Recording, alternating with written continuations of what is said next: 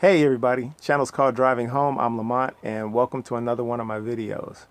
So in this video I wanted to show you how I went about installing a shore power connection to the outside of my rig.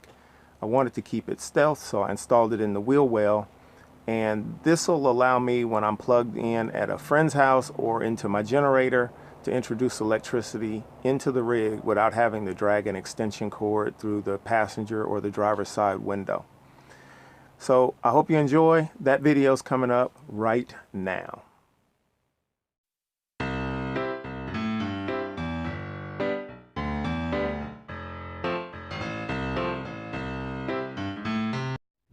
So the first thing I needed to do was make a pair of wheel chocks to block my tires, because I knew I was going to be jacking up and removing one of the wheels on this project. For those of you wondering, a wheel chock is anything you can use to brace your tires to prevent them from rolling when you're on an uneven surface. Now, I've been known to use 2x4s, I've used bricks, and under certain circumstances I've managed to use whatever was available to get the wheels braced up.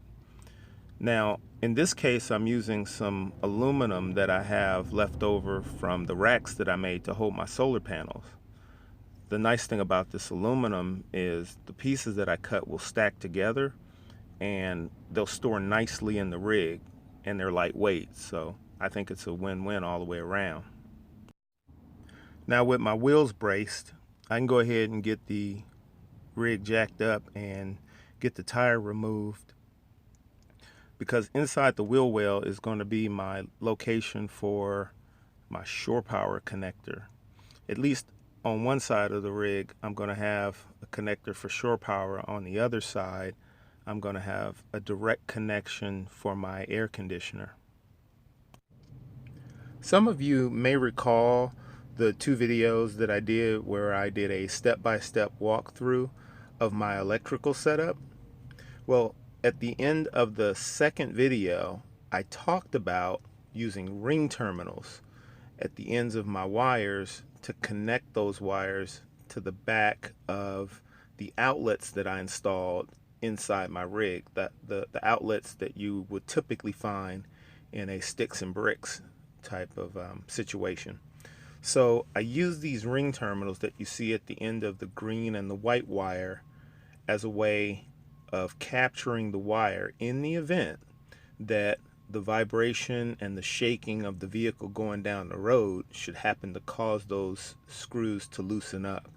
Typically a house isn't shaking continuously like a vehicle would, so the likelihood of the screws on the back of your outlets loosening up is very unlikely. But I thought I would take this extra step in my rig. I think of it as a preventative type of thing, and this way, if the screws should loosen up, the wires aren't going anywhere. Now, I can't say that this is acceptable electrical installation practices, so for those of you who are questioning this method, I would strongly suggest that you consult your electrician or someone you trust, as a way of making sure that whatever method you use to install your setup is going to work best for you.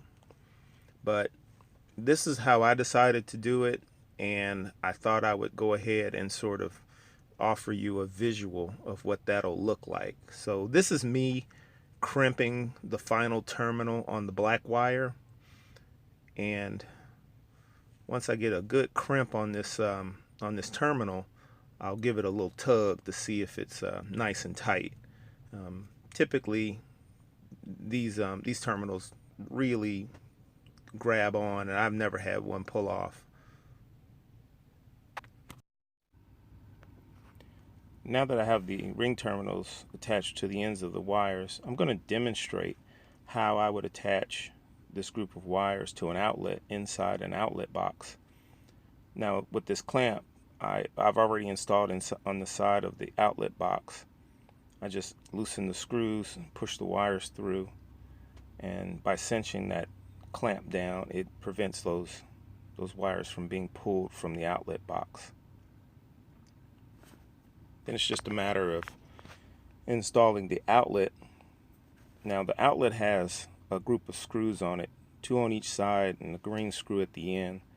It doesn't matter which 2 of the screws you use on the sides, as long as you match the wire color to the correct screws. In my case, the white wire goes to the silver screw, the black wire goes to the copper colored or dark colored screw, and the green wire goes to the green screw. One of the things I want to point out is that the screws on these outlets are not intended to be completely removed from the outlets. So as you unscrew them, you will notice some resistance as they get to the ends of the threads, and there's a little bit of effort required to get them to be reinstalled back in the outlet.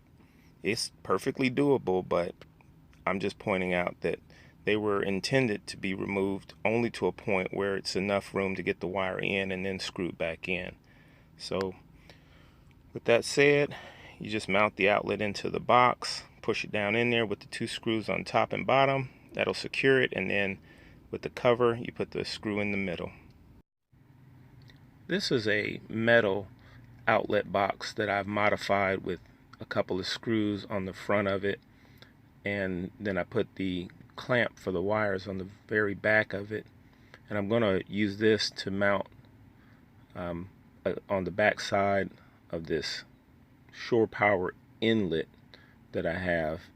And on this this is where the female end of the extension cord will be plugged into the wheel well of the vehicle, and then obviously the male end of the extension cord I use will go to either a shore power connection or to the generator or to a friend's outlet in their home.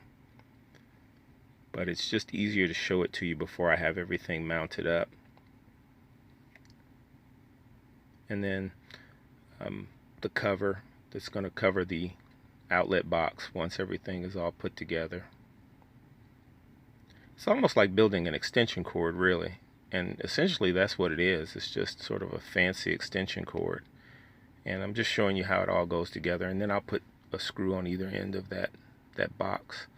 Now, to get the wires into the back side of that shore power inlet, I had to solder or tin the wires, as they call it, and I guess I stripped away about 3/4 of an inch of wire, and then I tinned it with solder and then cut the tips off, maybe an 1/8 of an inch of the tip, because for some reason when you twist wires and then solder them, the very end seems to bulge out and is not as straight and slim as the center parts of the wire. So it's just a way of getting it so these wires will push into the holes in the back of this inlet, and I'm demonstrating that now.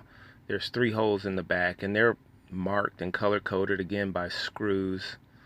The dark colored screw goes to the black wire, the green screw goes to the green wire, and then the shiny screw goes to the white wire. With the wires installed, it's just a matter of tightening the screws on the sides to prevent the wires from pulling out. It's a lot like building an extension cord, really, but it's just easier to see when it's on the bench. And this is how it'll look ultimately installed in the vehicle. And that's going to conclude the installation of my shore power connection. As always, thank you all so much for watching. I'd like to take a moment to welcome all the new subscribers, and we'll see you in the next video.